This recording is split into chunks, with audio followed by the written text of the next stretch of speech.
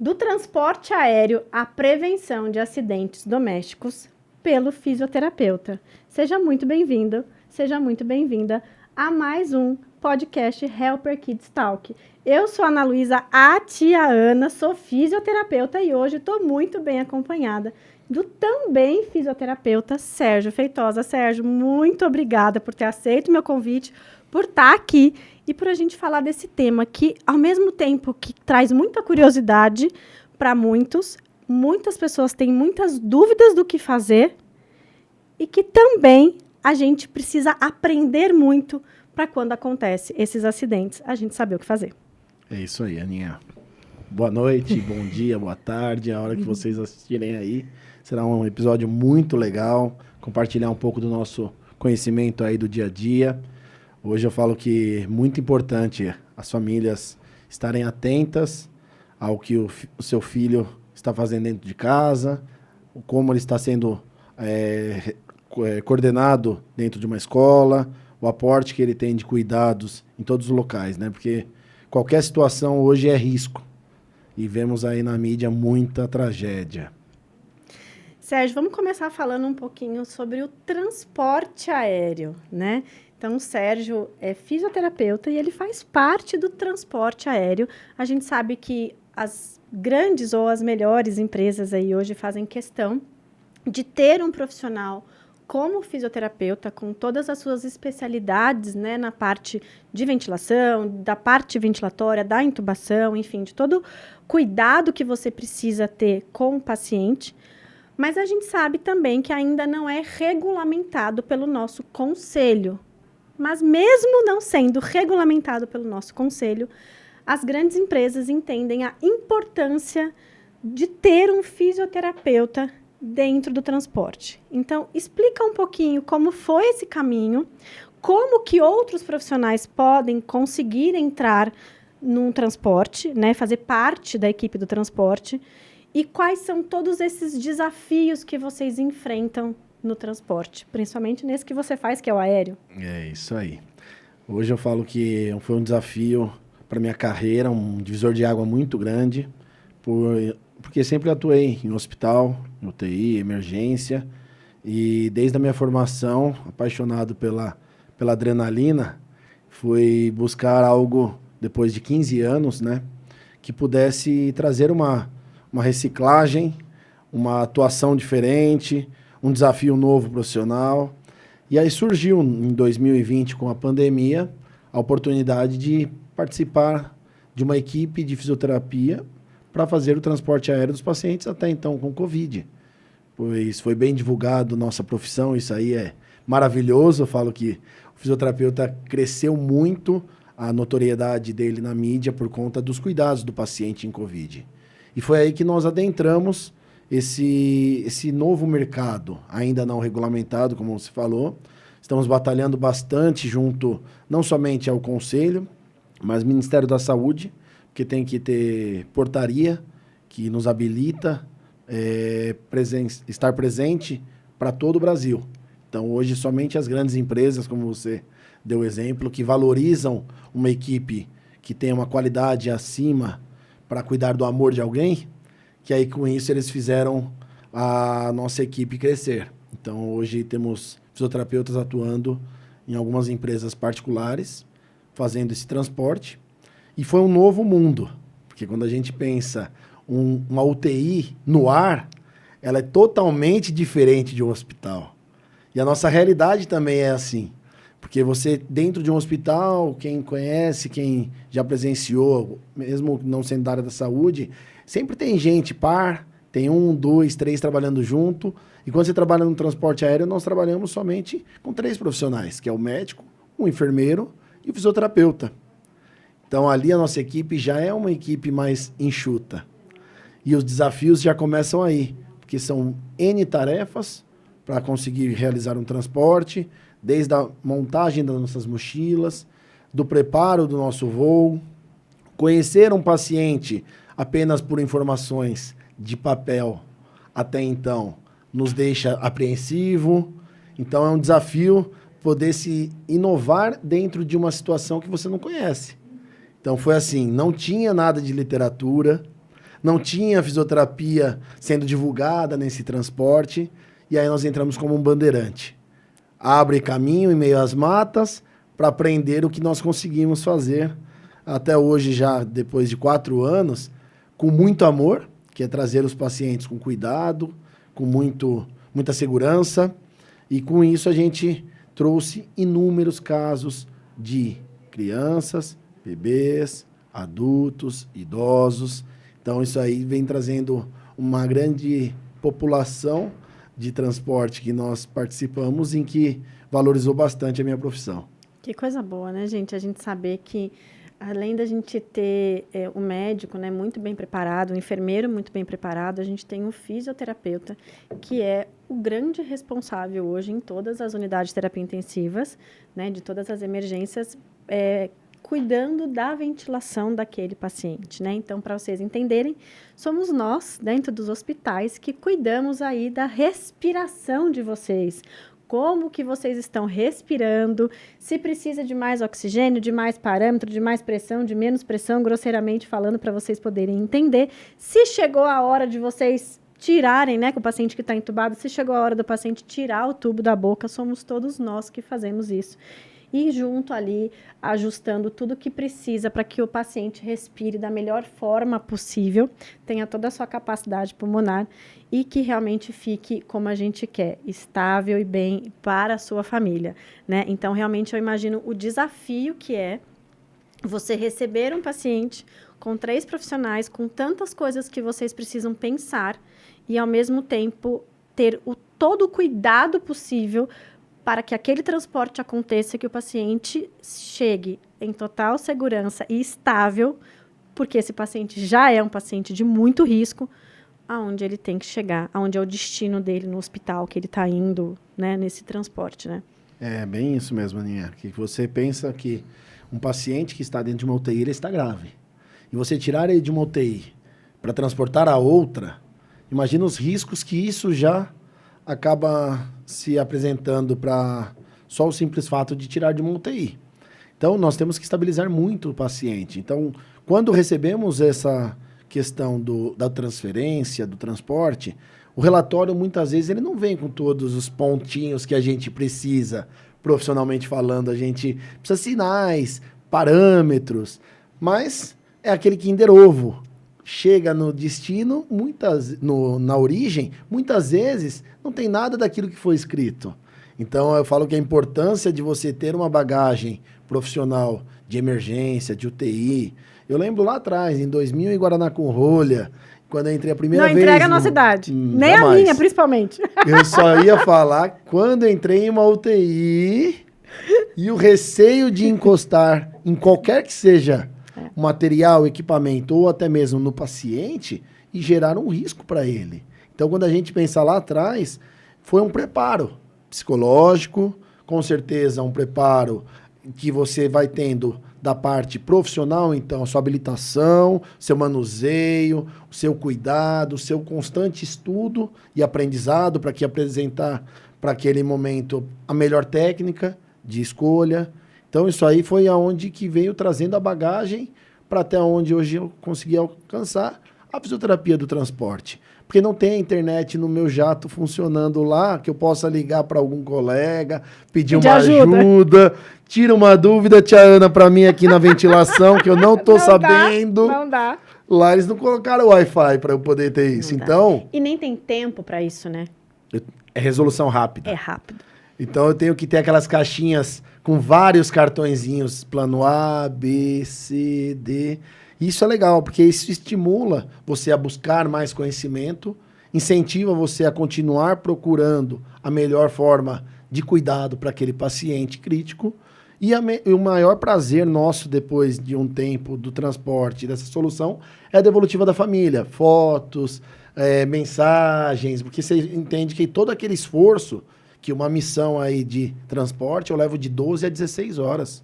Não é coisa rápida. Nossa, tudo isso? Dependendo da complexidade do paciente, sim. Uau. Trouxemos pacientes em ECMO. Uau. Então, a extracorpórea, que é aquela circulação que foi bem divulgada também, o caso do Paulo Gustavo, que é o ator que o pessoal familiarizou mais, tudo, ele é transportável, aquele equipamento. Então, ele traz um trabalho a mais, uma atenção muito mais fina com relação a isso, um cuidado mais delicado, porque são mais equipamentos. Então, isso aí tem missões que a gente fica exaustos. Eu imagino. E nesse momento, né, quando a gente fala de 3 profissionais fazendo parte dessa equipe, você vê que o conjunto dos 3 fazem toda a diferença. Isso é muito importante, porque você está ali para cuidar da ventilação, mas em contrapartida você vai cuidar do todo, assim como a enfermagem está ali para administrar a medicação e fazer o todo, assim como o médico. Então, isso é muito importante. Então, essa equipe, ela está muito bem alinhada em todos os conhecimentos e em todos os treinamentos, porque vocês treinam muito, né, Sérgio? Igual Fórmula 1, que troca pneu e fica treinando com muita frequência para que diminua o tempo. Eu falo que nós treinamos muito para reduzir o risco do nosso paciente. Então, o embarque, desembarque, montagem de equipamento, discussão de caso. Nós vamos para o local buscar o paciente discutindo o caso. Nossa equipe ela tem que ter sintonia. A equipe que ela está trabalhando numa mesma linha de trabalho, então vamos fazer vai coesa a nossa decisão de fazer isso, aquilo, por etapas. Vai com certeza trazer um benefício muito maior ainda nesse transporte. E quando a gente pensa que vai pegar um enfermeiro, um médico e um físio e solucionar todo aquele transporte, muitas vezes falta mão, porque tem muita coisa a se fazer. Então, eu tenho a minha função da fisioterapia respiratória, cuidado com a ventilação, cuidado com a respiração, porém, eu tenho que muitas vezes ajudar o enfermeiro a carregar a mochila, o médico vir ajudar nós a levantarmos uma maca, então acaba quebrando aquele horizonte hospitalar e abrindo uma equipe multi, que faz todo o trabalho. Então, e que faz toda a diferença. Vai fazer a diferença lá na frente. Por que será que a gente não pode trabalhar assim em todos os lugares, não é mesmo? Por que precisa existir esse... Aqui eu não ponho a mão, ali é o enfermeiro, aqui é o físio, é assim por diante, né, gente? Eu não aguento essas coisas. E com muito mimimi, né? É, muito mimimi, né? Porque você vê que na hora que você realmente está ali num transporte, quando você tem uma equipe que você disse enxuta, todo mundo tem a mesma linha. Então, eu carrego isso, eu faço aquilo, você me ajuda aqui, eu ajudo ali. Todo mundo pensa junto, porque você está numa situação de risco. Então, você preparou antes, mas é como você disse, você prepara, mas muitas vezes o paciente real é um pouco diferente daquele que veio no papel escrito. E você precisa conseguir agir rápido, porque o paciente já está no seu cuidado e ele precisa ser transportado. E nisso, você precisa oferecer o seu melhor cuidado para aquele paciente, porque ele está saindo da origem dele para um destino onde ele tem a sua família esperando. Então, ele é, como você disse, o amor de alguém. Né? Então, a gente tem que sempre fazer o melhor. E dentro desse transporte, quando acontece lá em cima, realmente algo que não dá errado, mas uma intercorrência mesmo, como nas UTIs. Então, quando isso acontece? Então, isso aí é a nossa maior preocupação, né? Porque quando você está dentro de um ambiente hospitalar, você tem espaço até mesmo. Quem já andou de jato, você percebe que o teto é muito baixo, os assentos são muito próximos. Não é um avião comercial que você consegue ter um espaço até para ficar em pé tranquilamente. Então, reduz muito nossa movimentação dentro do ambiente. E o preparo do nosso paciente é uma decisão muito grande. Antes de sair da UTI, a equipe tem que tomar a decisão assim, está pronto?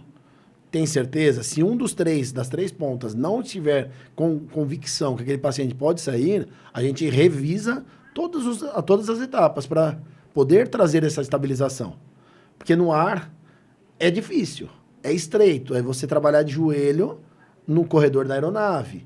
É você conseguir, dentro de um espaço muito reduzido, sanar aquele problema grave que pode ter sido apresentado com aquele paciente. Então, nossa decisão é antes de adentrar.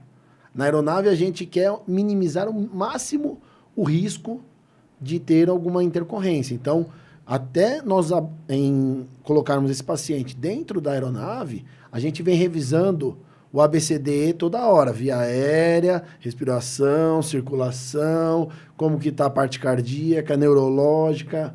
Por quê? Dentro dessa situação, a gente consegue estabilizar mais nosso paciente. E são sempre as 3 pontas que fazem isso. Mesmo ele estando naquele hospital de origem, com o cuidado daquelas equipes, quando vai para um transporte, toda essa revisão é feita por vocês 3, sem a interferência dos outros profissionais. Maravilhoso. Vocês sabiam disso, gente? Fisioterapeuta no transporte aéreo. Mas nós estamos chique demais, meu amigo. Coisa mais linda desse mundo. Então, isso realmente começou com o Covid? Foi em 2020 ou isso já existia em algumas empresas? Já existia, assim, relatos de alguns profissionais que fizeram alguns transportes, assim, poucos transportes, em alguns hospitais de referência. E, assim, são poucos os relatos de referência literária, né? Então, assim, hoje, eu falo que nós puxando o histórico, a fisioterapia desde 2010 aparece com um ou outro caso, mas maciço foi de 2020 para cá. Até então, hoje, dando 4 anos que eu estou na atividade, eu ainda sou o físico com mais tempo de voo e mais voo no Brasil. Nossa, mas tô chique, gente. Mas eu vou até falar com o Gabriel aqui. Gabriel, pensa que nós estamos com o fisioterapeuta que tem mais tempo de voo. Olha que coisa linda, de resgate, não, de transporte aéreo. Imagina no Covid isso. Uau! Eram 2 ou 3 viagens em um dia só.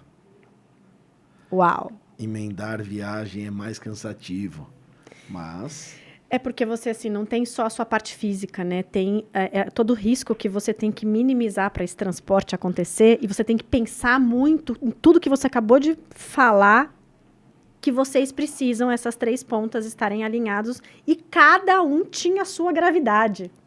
Com certeza, Aninha. Se pensar além disso, físico, emocional, porque todo mundo passou por um tempo de Covid aí, preso dentro de um quarto, se pegou o Covid, ou se mantendo distante de familiares. Então, imagina você com medo de se contaminar, você trabalhando com uma pessoa super grave, então seu emocional ali sendo trabalhado.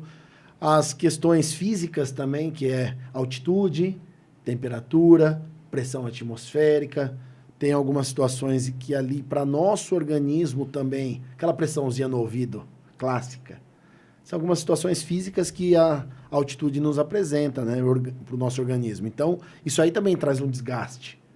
Então, foi um trabalho bem intenso.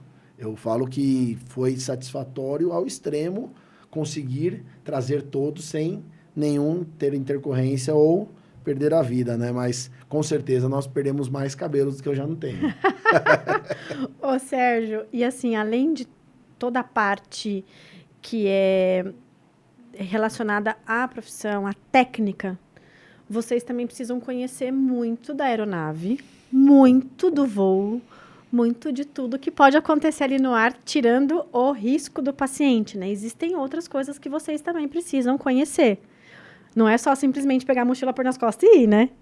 Com certeza, tem segurança de voo. Então, assim como nós aprendemos muito com os pilotos nos dando apoio aí com relação a aonde pôr a mão, onde não colocar, como prevenir alguma situação. A questão mesmo que você falou da segurança de voo, ela é muito importante, passar de um lado da aeronave, cuidado com a outra parte, a altitude, o que ela vai influenciar no cuidado até no paciente, em uma simples decolagem ou simples pouso, que isso influencia na saúde. Então, nós temos que aprender um pouco de lei de física. Então, tem algumas leis que são da expansibilidade de gases, lei de difusão de gases de oxigênio. Então, por que tem essas alterações? Isso na faculdade eu não lembro na minha. Não sei se na sua você provavelmente não, porque tem tanta coisa que a gente aprende depois que na faculdade a gente não é ensinado pra gente. Quando eu aprendi física foi no colégio. E imagina do transporte aéreo. não, você não consegue coligar. Hoje você consegue aprender no aperto. Então, eu fui aprender física e os cuidados mesmo da parte da aeronave em si, com relação ao momento de adentrar no serviço. Ó, precisa aprender. É agora que você se vira. E assim, nós temos reciclagens bastante nesse sentido também. Então, qualquer aeronave que a gente vai voar, a gente precisa conhecer tudo. Aonde conectar, onde desconectar, Tem algumas situações aí que a gente passa medos por conta de turbulência, chuvas. Então, você tem que trabalhar também esse emocional para quem tem medo, né? Eu gosto. Mas é tão fácil, gente. É só pegar a mochila, colocar nas costas e entrar na aeronave, né? Como diz o outro, né? Vai fazer para ver, né? Deus é mais. Não é? Quanta coisa, é o que você disse. Além da aeronave, eu tenho que conhecer todo o plano de voo. Eu tenho que conhecer aonde liga tudo, aonde está cada coisa, o que pode acontecer no ar, não só do risco do paciente, mas com o tempo, né? E além do restante, que é o principal, que é a causa que vocês estão ali, que é o paciente. É incrível. Sem contar, Aninha, que tem tudo um tempo, porque os comandantes eles têm 11 horas de liberdade de voo. Após isso, o regulamento. Então, nós temos que trazer esse paciente no menor espaço de tempo para que não corra o risco de regulamentar a nossa aeronave e ter que dormir fora por conta de tempo. Então, tem isso também, que aí entra a regulamentação dos comandantes. É muita coisa. Bom, gente, eu acho que assim, sobre transporte aéreo, a gente acho que eu falaria muito mais coisa aqui, falaria do paciente crítico, como que a gente faz, como que a gente não faz, mas é que é tanta coisa, e eu queria falar um pouquinho com o Sérgio, porque o Sérgio ministra curso de prevenção de acidentes domésticos. E não é que cada dia acontece mais, tem acontecido muito. Com os bebês, em vários sentidos, que eu acho que a gente pode citar alguns aqui, também com as crianças, assim como acontece com os adultos, né, e com os idosos também. Mas vamos começar com os nossos picotiticos, né? Do menor para o maior. Do menor para o maior, né? Então, assim, eu vou falar a minha visão do que eu sempre vejo, do que a gente sempre escuta, né? Os relatos, né? Relato de pronto-socorro. Então, o que a gente tem muito são as quedas de trocador, né? Ou as quedas do berço. As quedas de sofá, de cama ou até de mesa, porque às vezes o bebê fica né, em cima do bebê conforto, uma mesa, e não está preso, o bebê despenca. Né, ou quedas de carrinho, que isso acontece bastante. Mas eu acho que a queda do trocador aí, como ele é mais alto, é uma das principais que a gente vê de grande risco. A gente tem o famoso engasgo, né? Que a gente precisa aprender a manobra. Eu nunca sei falar esse nome, gente, porque ele é difícil. De Heimlich, né? Muito bom. Então, a gente precisa aprender. E as queimaduras, né, os acidentes aí com queimaduras, crianças que estão perto de fogão, enfim, de acidentes químicos também, porque ali o produto de limpeza que fica próximo e que não pode ficar perto de criança. Eu não sei se tem algum outro que eu acabei esquecendo de falar em ordem... Claro que tem vários, né, mas em ordem de prioridade, acho que são esses aí que mais acontecem, sim, que a gente vê, né. A gente sabe que muitos são... a gente pode prevenir. Claro que a gente não pode evitar alguns. Infelizmente, fazem parte. A gente, como mãe, como pai, se sente muito culpados quando isso acontece. Mas a gente sabe que todos nós estamos sujeitos a isso, né? E acho que a gente esqueceu de um que não é muito comum, mas acontece cada vez mais, que é a criança, de repente, na sacada e a tela, né? Ou a tela está rasgada, em más condições, e a criança acabar caindo, né? Então, eu acho que esses são as grandes acidentes que acontecem domésticos. Mas, assim, os pais precisam saber muito como lidar com cada um deles. E isso é muito difícil. Então, acho que vamos começar com o básico, que são as quedas, né? As alturas. Como que a gente faz quando essa criança cai? O que a gente, como pai, como mãe, como cuidador... Porque hoje, eu não sei se vocês sabem, mas é uma regulamentação já, que as escolas... Está entrando, é uma vigência de lei desde 2018. Desde 2018, porque a lei de Lucas... Isso, falando de questão de engasgo, eu acho que é o cuidado, e hoje já as escolas têm essa exigência, através do Ministério, através dessa lei, que elas tenham o preparo de todos os profissionais, ou grande parte do corpo de profissionais que tenham o curso de primeiros socorros. E aí eu te pergunto, aonde estudam seus filhos, Ana? Tem? Você sabe se eles fizeram e quando fizeram? Onde os meus estudos eu sei que tem, porque tem um resgate lá. Esse eu sei que tem, mas tem muitas escolas ou em outras que meus filhos já estudaram, não tem. Né? Então, assim, olha, nós estamos falando de São Paulo, capital. Imagina quando a gente sai para o interior. Né? Eu estou dizendo de escola renomada, uma outra escola menor, e que eu não sei desse preparo dos profissionais. Né? Se tiver, me desculpe, mas até então não sabia que tinha.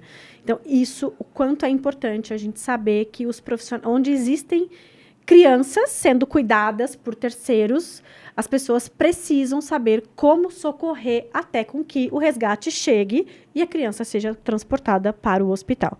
Então, vamos começar com a queda, né? Que ela é a mais comum, porque depois a gente vem com o engasgo, né? Que isso acontece, né? E é uma maneira com que a gente não tem muito tempo para resolver.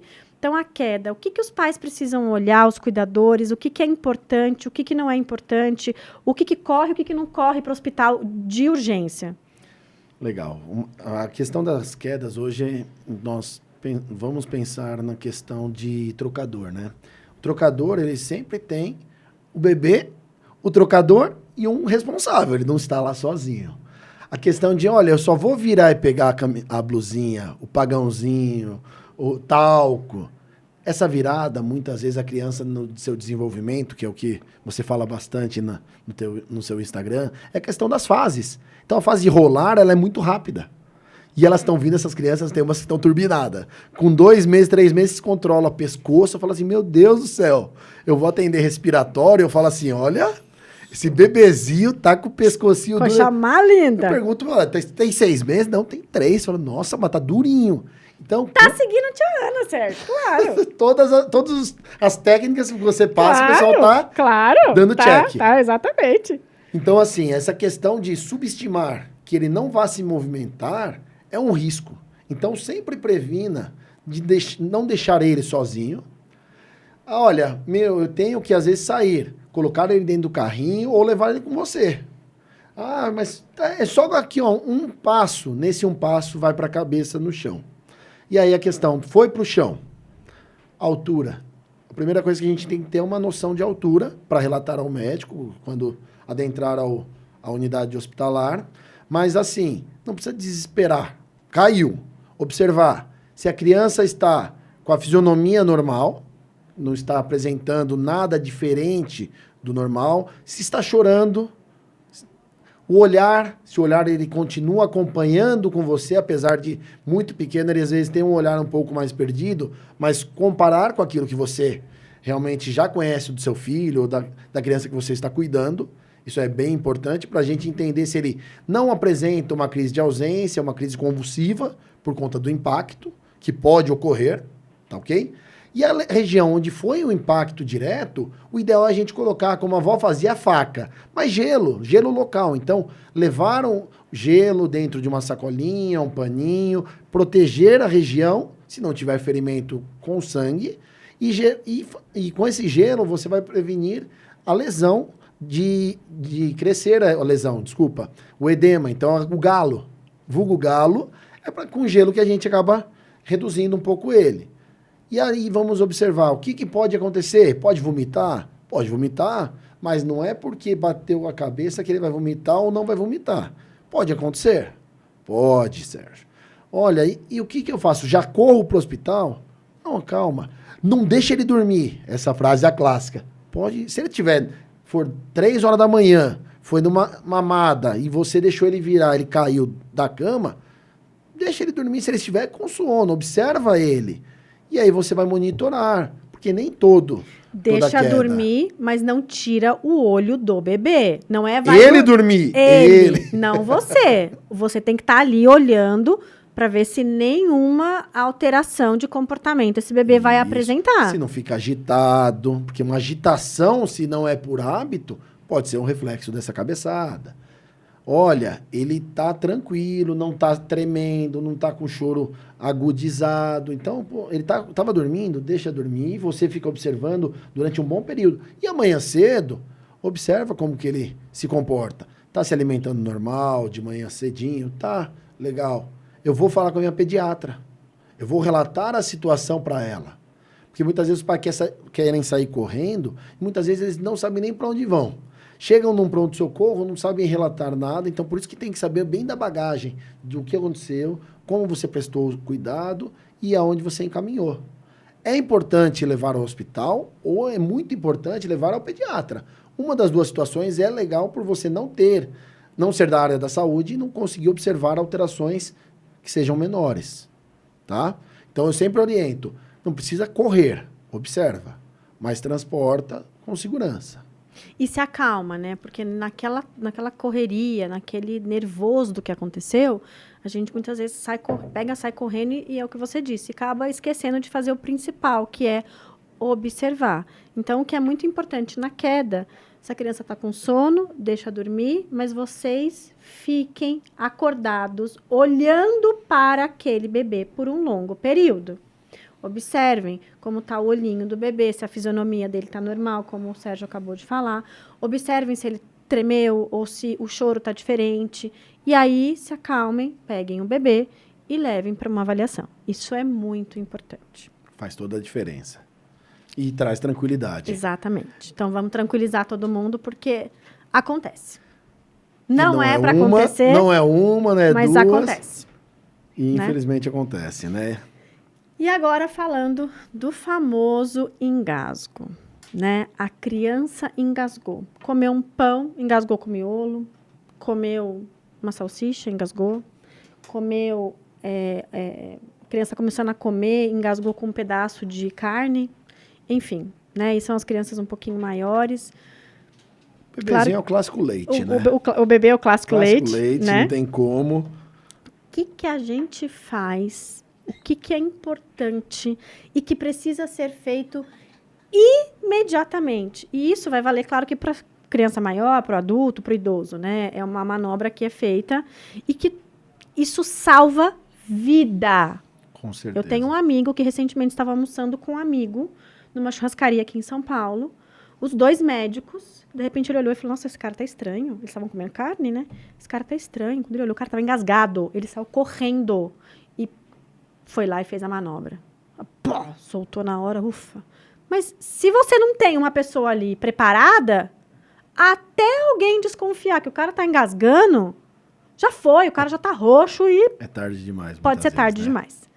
Então, o que os pais, cuidadores, professores, enfim, todas as pessoas que estão ali próximo das crianças, vamos falar principalmente, e também até de adultos, que isso pode acontecer, o que a gente precisa fazer quando a gente percebe que pode ser um engasgo? Como que eu percebo? Vamos lá. Bebezinho, nós temos que perceber através do quê? Coloração. Então, os lábios não estão mais corados, ele está pálido, se observa uma respiração diferente, ele demonstra que não está conseguindo respirar. A respiração dele fica mais profunda, aquela barriga que afunda, ele começa a ficar mais descorado, mais acinzentado, então observa que ele está realmente engasgado. Foi pós um leite, ou ele é um bebê que tem um refluxo importante, porque nem sempre é com leite, é com refluxo. Então, às vezes, ele com refluxo, depois de ter mamado um tempo, ele pode ocorrer de se engasgar. A primeira coisa é você acender a luz, clarear o ambiente, mais uma vez, ter calma. Porque se você não tiver calma, você não vai relembrar a sequência que você precisa executar. Legal, o que eu tenho que saber? Como executar a técnica? Isso aí nós ministramos curso, eu fico inúmeras vezes com o pai, mãe, vamos lá, faz mais uma vez, executa. Porque a técnica adequada, ela consegue ter eficácia. A efetividade é muito grande. É aquele clássico, colocar o bebê com a cabeça no seu antebraço, o corpinho, se ele é um bebezinho de até 8, 9 meses, no seu antebraço, e você debruçar sobre sua coxa e ministrar 5 tapas no dorso. Então, entre as escápulas, entre o meio das costas. Então, ali você fazendo aquele movimento 5, eu vou virar o meu bebezinho e vou pressionar bem na boca do estômago. Também com 2 dedos, vou fazer o movimento de pressão, jogando o fluxo de baixo para cima.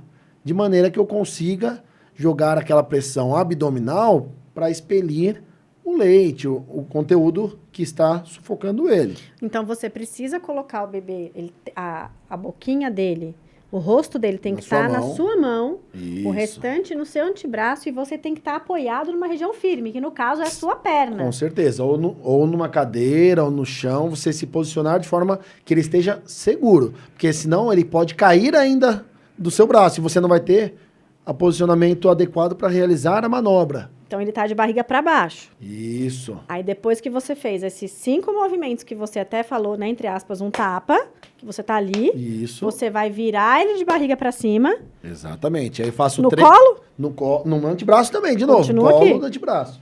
5 pressão embaixo do externo, então na boquinha do estômago do bebê, de forma que direcionar o fluxo para a cabeça.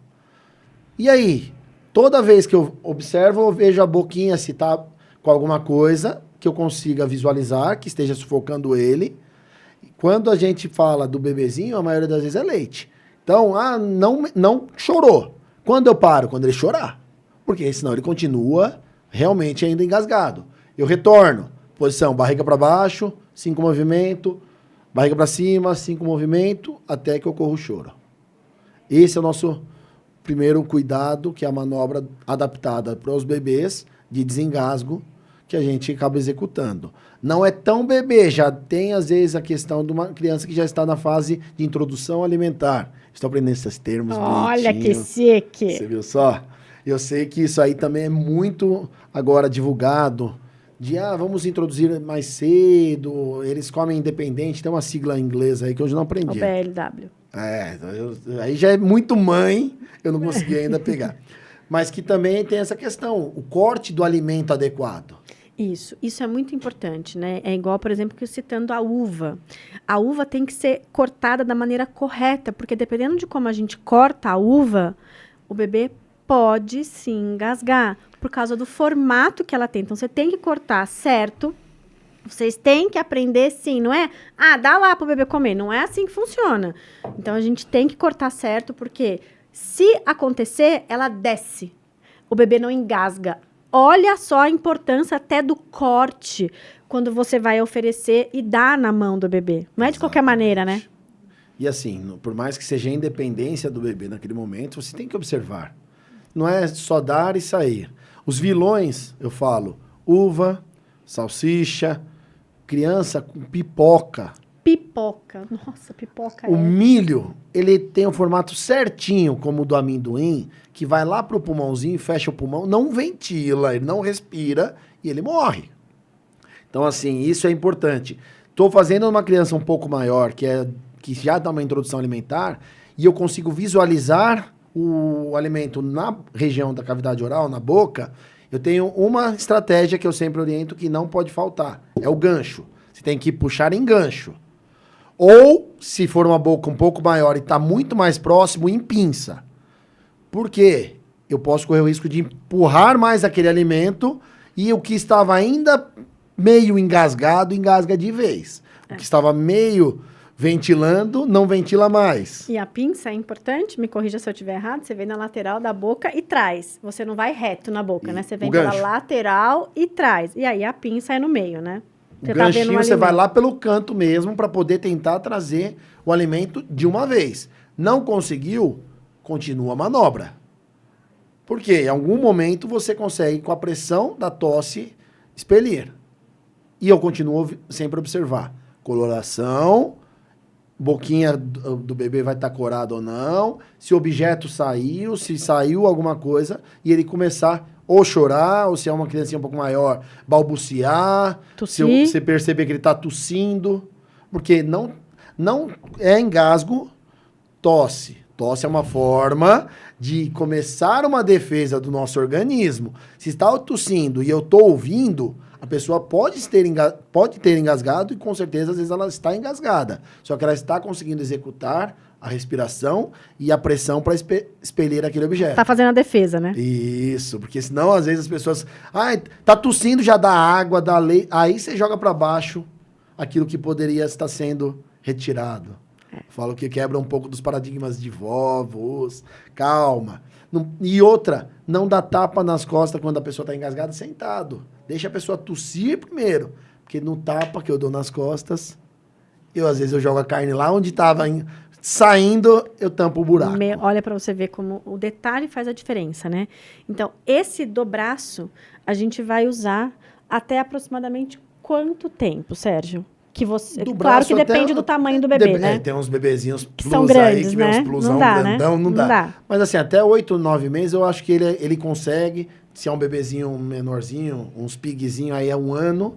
E 2 anos, a gente já começa a trabalhar na nossa coxa. Então, ele vai deitar sobre nós vamos colocar ele nas 2 pernas, com a cabeça para fora, e eu vou fazer o mesmo movimento das costas com ele deitado. Ah, daí ele fica na sua Isso. coxa. Ele não vai ficar em nenhum momento... Aí, a partir de 2 anos, que a gente já vai para a manobra de Heimlich, que é aquela que a gente coloca a pressão na região umbilical, em formato de J, pressionando um punho e a mão no abdômen do bebê, da criança, e faço um J para cima. Depois de 2 anos só. A partir de 2 anos. Com ele de se pé. for uma criança grande. Com ele de pé. Eu ponho ele ou em cima de uma cadeira, ou eu fico de joelhos atrás dele e faço a pressão a ponto de conseguir jogar a força da minha mão sobre o umbigo do bebê, da criança. Então, Desculpa. aí, gente, já não é mais aqui em cima, que ele estava falando até essas crianças de aproximadamente 1 ano. Bebezinho de 1 ano, 1 ano e 2 pouquinho, anos, isso. né? A partir de 2 anos, a gente já tem que fazer lá na região umbilical e o Isso, J. o J. Ou você põe a criança para ficar na sua altura, ou você desce na altura da criança. Exatamente. Ou você põe em cima Olha da quanta cadeira. calma a gente tem que ter. Exatamente. Isso, eu não posso puxar a criança e tirar ela do chão.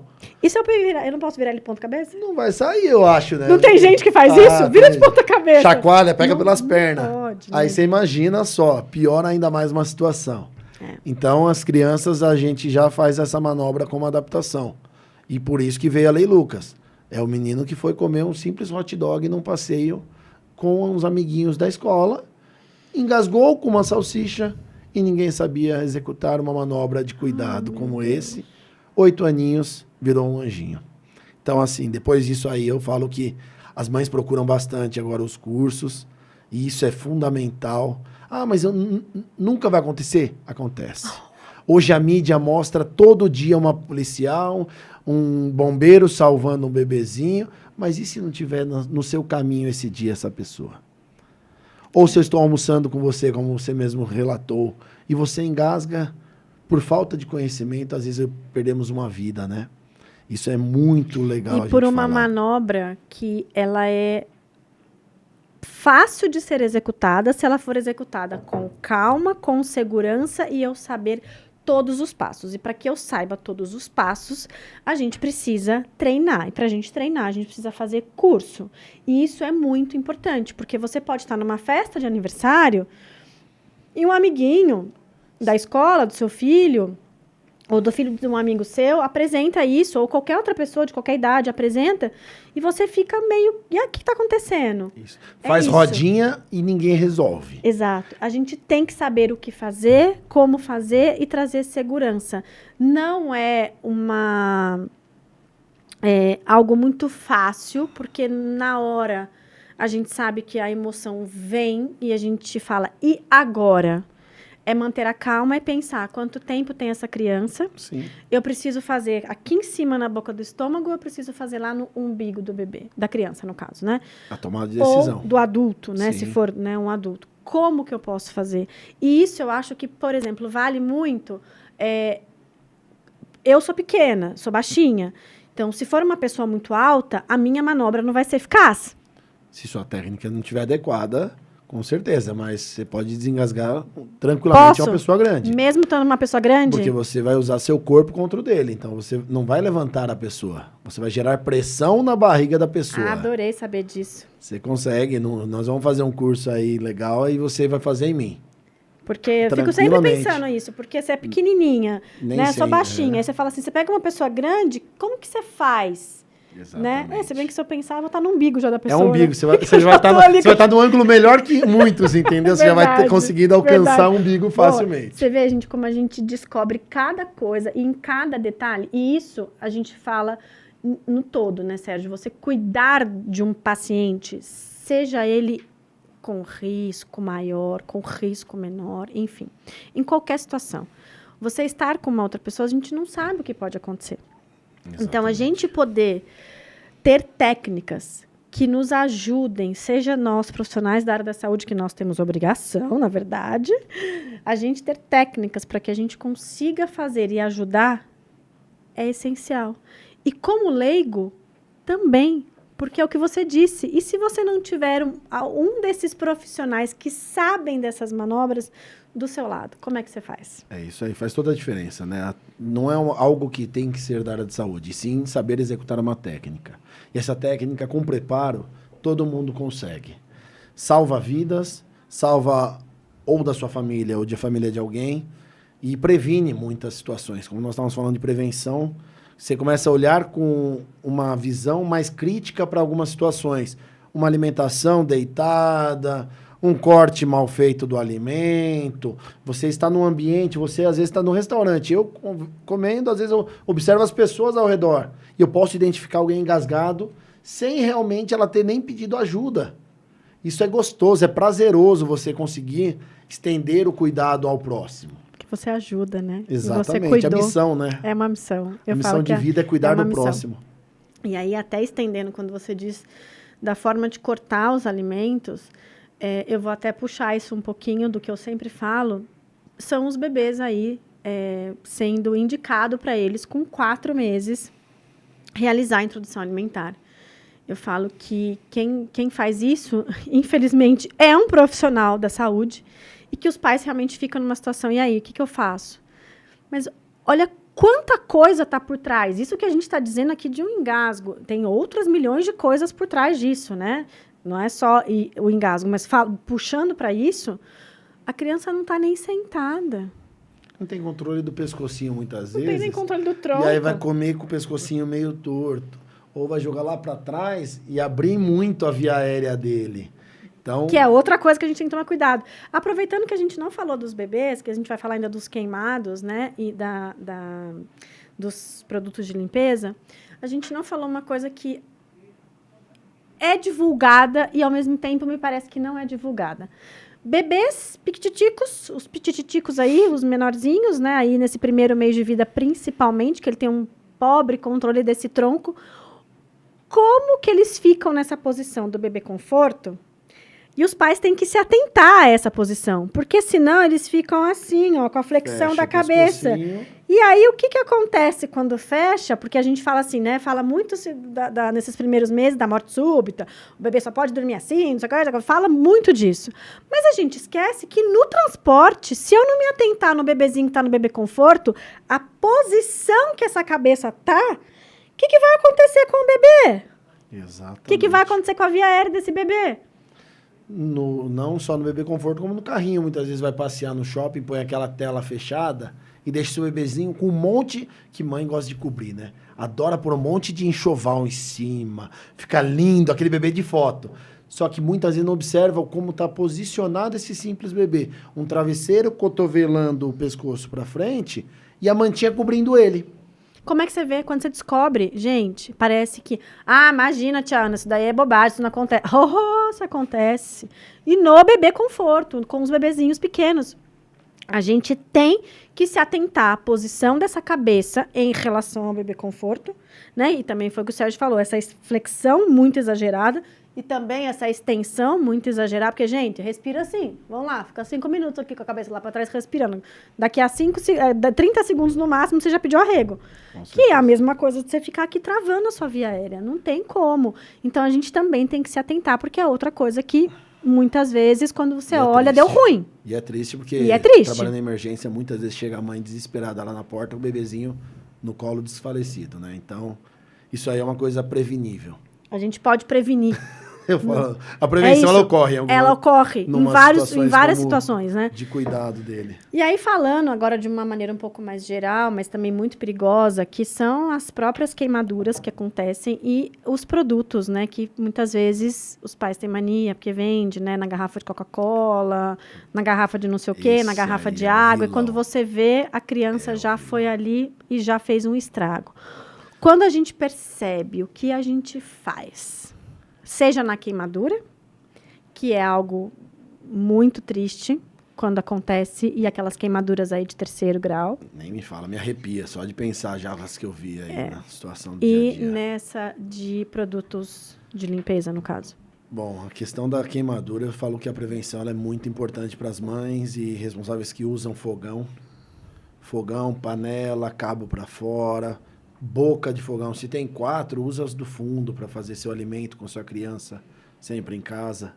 E até mesmo para você mesmo se prevenir de um acidente muitas vezes, porque se está distraída, Mas cabeça parece mil... bobagem, não usa da frente, usa só a de trás. Imagina, eu sei mexer, eu sei fazer. Isso. Não, eu tô tranquilo, eu tô sozinha, hoje não tá meu filho. Aí você se queima porque você tá mexendo no celular, tá pensando que você tem que sair para fazer o mercado, buscar o filho na escola, e o cabo tá ali, ele vira em você com óleo. Então, assim, a questão do cuidado de usar as bocas do fundo é uma orientação muito boa. Fixar bem esse fogão, porque muitas vezes os bebezinhos já aconteceu de fase de 2, 3 anos, ele abre a porta do forno, sobe e o fogão vem.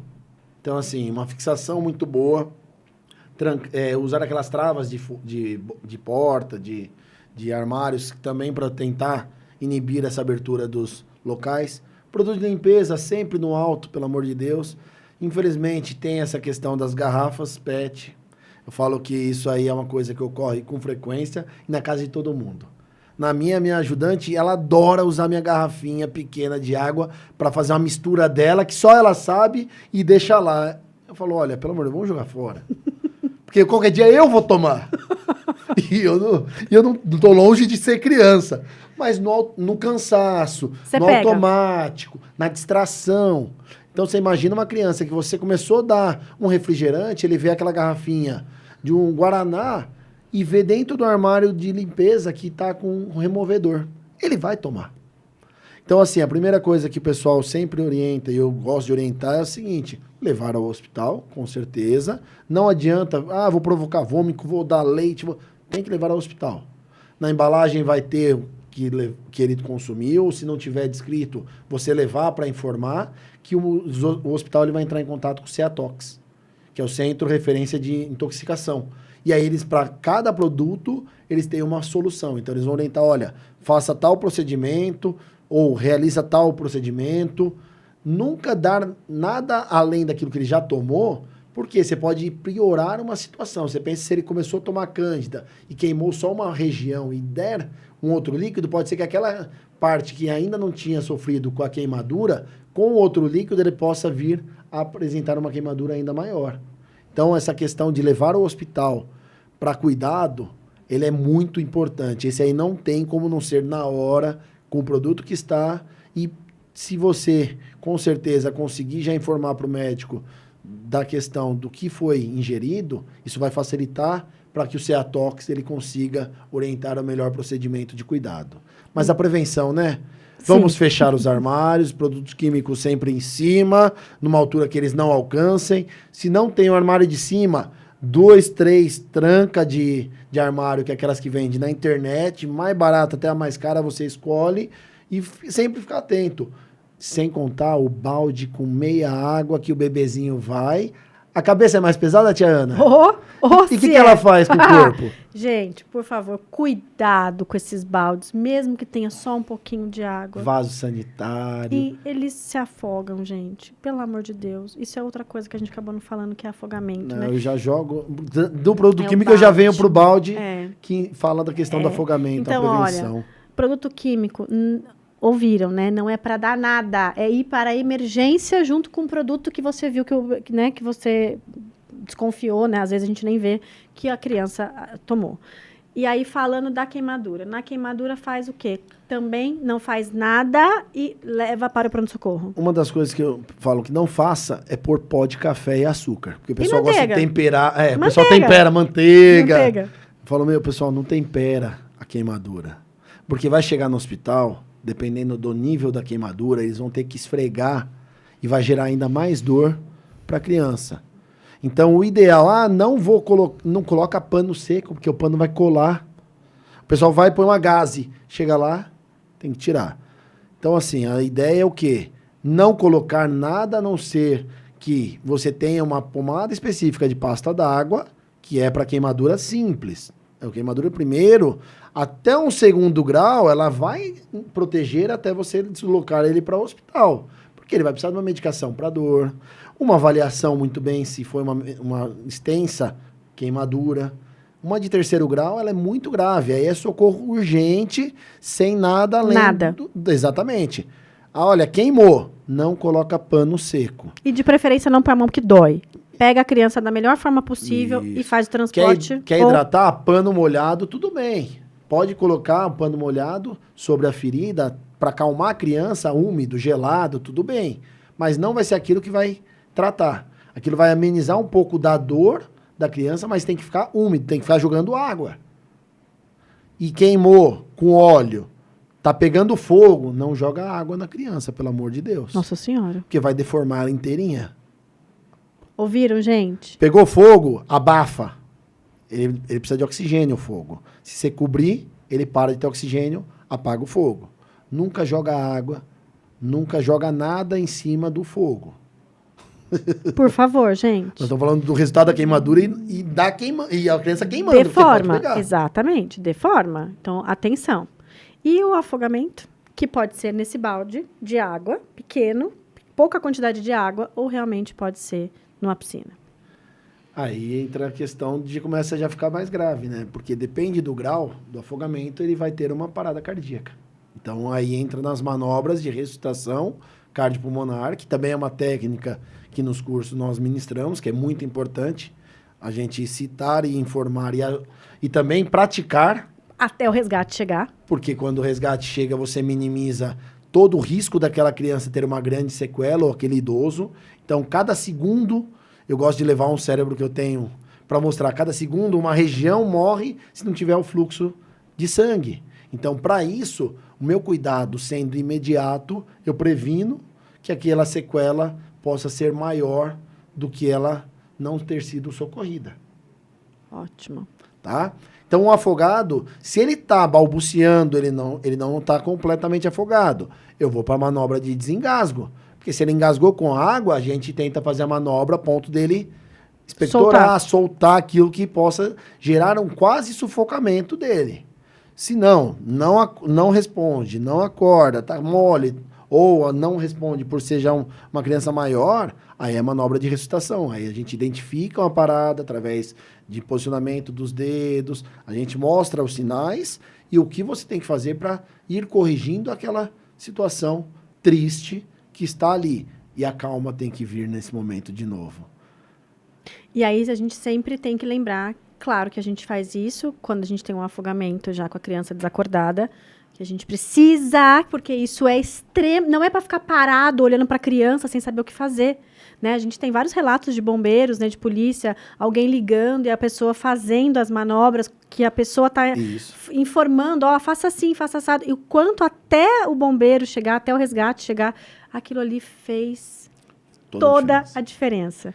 Isso é muito importante. Então, o que eu sempre digo para vocês, conhecimento faz a diferença, gente. Conhecimento, eu saber o que eu tenho que fazer em cada momento, seja ele no risco, que eu sei que é muito difícil quando a gente está numa situação de risco, porque a gente também fica... E agora, o que eu faço? A gente entra em pânico também, muitas vezes, mas é o que o Sérgio está falando, a gente precisa manter a calma, ter o foco e fazer o que a gente sabe. Mas para fazer o que a gente sabe, a gente tem que saber.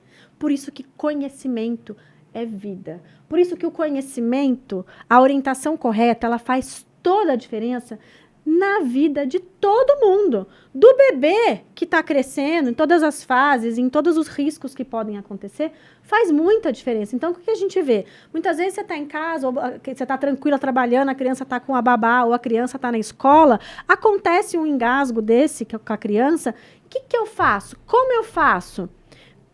A pessoa que está com a criança tem que saber, sim, como que ela vai fazer até com que ela peça ajuda. Então, conhecimento é o que vai fazer toda a diferença. E é isso que a gente tem essa missão de trazer para vocês, o cuidar, mas de informar, porque a informação faz a diferença. Com certeza. E você conhecendo, você faz. Conhecendo, a gente faz. Se eu sei o que foi me instruído, eu posso estar nervoso porque é meu familiar, meu filho, meu sobrinho, mas eu lembro daquilo que o Sérgio falou, tem que fazer isso, tem que fazer aquilo. Tô ligando para tal, tô ligando pro resgate, tô ligando pro SAMU. Tá, o que mais eu preciso fazer? As etapas ficam como uma sequência cronológica para a execução. Então, não falha. Eu tenho certeza Não que falha. você consegue. Não tendo nenhum preparo, não vai dar.